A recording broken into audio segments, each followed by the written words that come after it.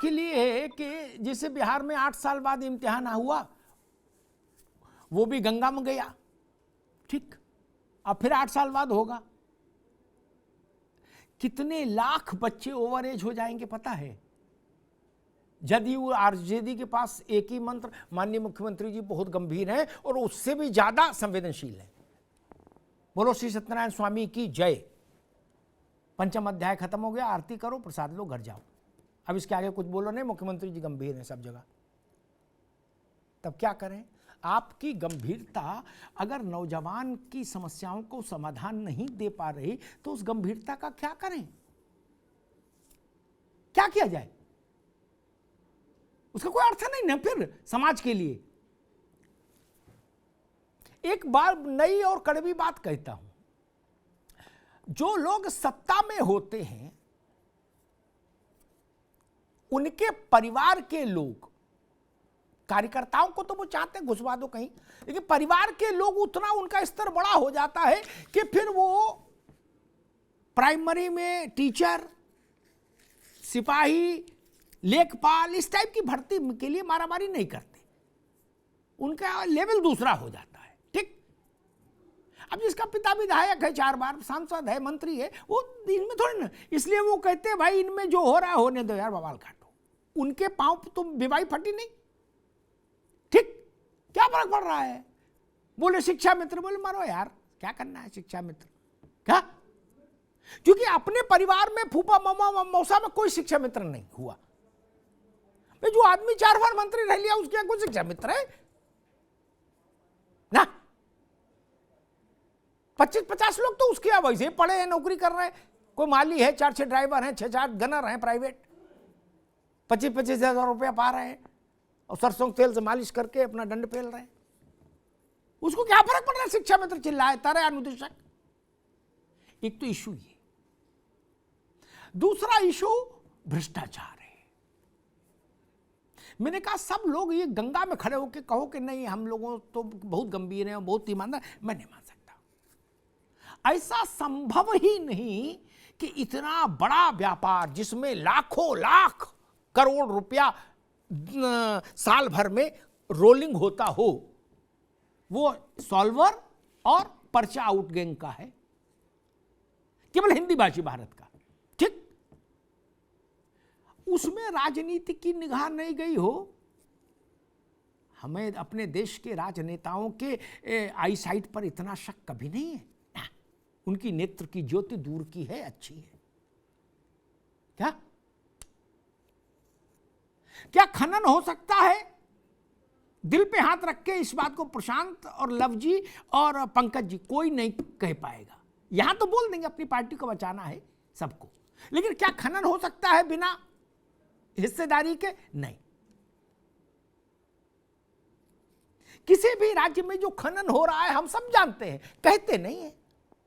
प्रशांत जी भी जानते हैं, लव सिंह भी जानते हैं, पंकज जी भी जानते हैं कौन खनन कर रहे हैं, कौन लोग हैं, उनके पीछे कौन लोग हैं। फ्रंट पर जो आदमी है वो कोई और है, उसके पीछे कोई और है। क्या सच नहीं है? वैसा ही एक ये भी व्यवसाय हो गया नया, ये नया आया है मार्केट में व्यवसाय, और ये अनंत खनन सबसे बेहतर है। खनन में गोली तब भी चलती, बवाल है, संकट है। इसमें कुछ नहीं है, इसमें तो जो कुछ है इसी पे हो जाता है। 10 लाख का एक पर्चा, भैया जितना गंभीर आप लोग हैं अपने आप जितना बता रहे उससे ज्यादा गंभीर तो ये लुटेरे हैं और संवेदनशील अपने धंधे के लिए। और एक बात मैं और कहूंगा प्रशांत जी, इसको भी सोचा जाना चाहिए कि 10 लाख रुपया का पर्चा, या आपकी जगह कोई दूसरा पर्चा दिया है वो 10 लाख रुपया लेगा, मान लीजिए ये 10 लाख रुपया बेरोजगार लड़की तो नहीं ला सकता। इसका मतलब परिवार शामिल है इस प्रक्रिया में। परिवार शामिल है तो यह रास्ता और खतरनाक है,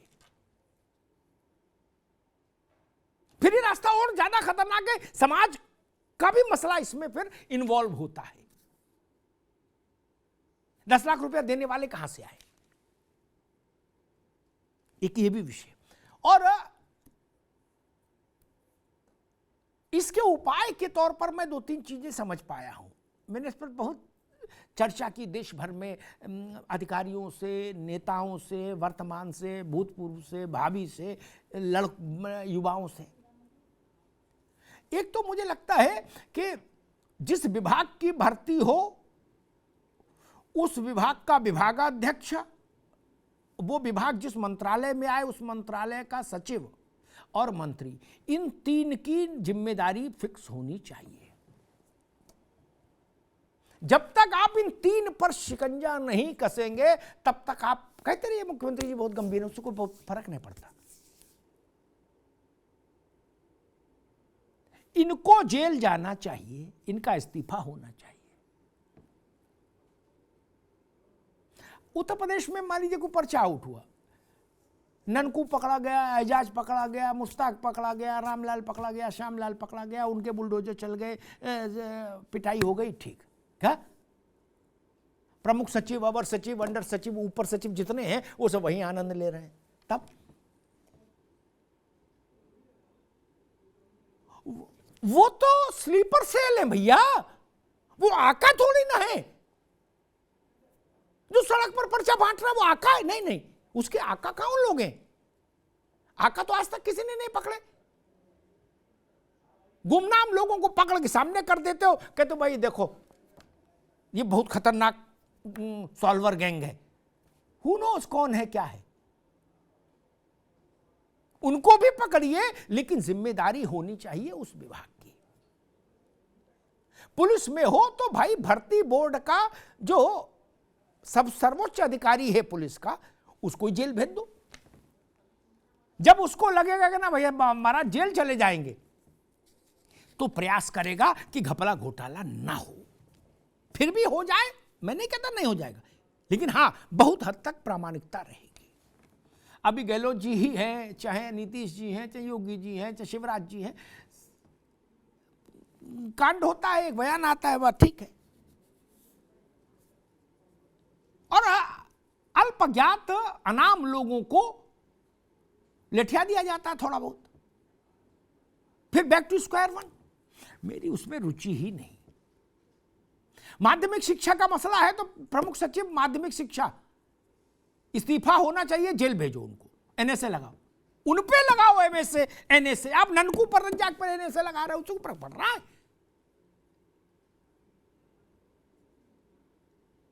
नहीं। उस पर्चे को जो सत्यनारायण की कथा के पर्चे कार्ड छापता था और मुंडन के, उसको टीईटी का पर्चा बनाने के लिए किसने दिया? उस विभाग का जो सर्वोच्च अधिकारी है उसको जेल भेज देते, तो मैसेज हो जाता कि अगली बार से भैया कथा भागवत के पर्चा छापने वालों को पर्चा नहीं देना है। फिर कोई माई का लाल नहीं देता डर के मारे। लेकिन हमने नहीं किया ऐसा, गहलोत जी ने भी नहीं किया, नीतीश बाबू ने तो खैर ठीक है, बिहार में तो जो हो रहा वो हो ही रहा है। और नौजवानों को इस बात के लिए अदालत जाना चाहिए। गोविंद मिश्रा सरकारों के खिलाफ या उन विभागों के खिलाफ जिनने आपसे भर्ती का फॉर्म, जिनको आपने भर के भेजा था, ठीक, उनके खिलाफ मुकदमा दायर कीजिए और प्रशांत पटेल को वकील कीजिए। भाई हमने आपको बैंक ड्राफ्ट दिया 1000 रुपए का, क्या आप पर्चा आउट हो गया, क्षतिपूर्ति का दावा करिए। देखिए अदालत क्या कहती, कुछ तो कहेगी ही, देखते हैं हम लोग। कहिए शासन को डायरेक्ट करे, पैसा दे। जिस बात को तेजस्वी ने दूसरे ढंग से कहा था, मैं उसको इस ढंग से कहता हूं, मांगिए। 2 पर्चे आउट हुए शनिवार को, 1.5 करोड़ बच्चे प्रभावित हुए। कौन है पूछने वाला? किसकी जिम्मेदारी लगाऊं? सब गंभीर हैं, सब संवेदनशील हैं। बाप का खेत बिक गया, बैल बिक गया, सरकारों ने कहा हमने पर्चा कैंसिल कर दिया, नई तारीख घोषणा कर दी, बजाओ ताली, नई तारीख दे दी, इतना बड़ा उपकार कर दिया, जिल्ले इलाही मां बदौलत कुर्बान हुए, नई तारीख दे दी, आहा आहा, झुक जाओ, कोर्निश बजाओ। नई तारीख ना हो गया, ऐसा लग रहा अमृत दे दिया, संजीवनी दे दी। एक तो ये, और अंतिम बात जिसकी ओर बार बार गोविंद कह रहे थे, प्रशांत जी आपको इस पर काम करना चाहिए भाई, अदालत के जरिए भी, कि यूपीएससी के परिचय अपनी पारदर्शिता और प्रामाणिकता के साथ संपन्न होते हैं समयबद्ध ढंग से, ठीक ना। हर राज्य में यूपीएससी का सेंटर भी पड़ता है, लेकिन राज्य जब अपनी परीक्षा कराते तो ऐसा क्यों नहीं हो पाता? फिर यूपीएससी मॉडल ही क्यों नहीं स्वीकार कर लिया जाता है देश भर में किसी छोटी से छोटी परीक्षा के लिए? इस बात का अध्ययन हो जाए कि यूपीएससी किस व्यवस्था के से इम्तिहान कराती है जिसमें झंझट नहीं होता कोई, वैसे ही काम हो। मुझे एक हंच ये भी है कि राज्यों में चूंकि कई तरह के वेस्टेड इंटरेस्ट होते हैं, तो शायद उनको यूपीएससी जैसी व्यवस्था रास ना आए, क्योंकि राजनीति दखल भी रखना चाहती ना।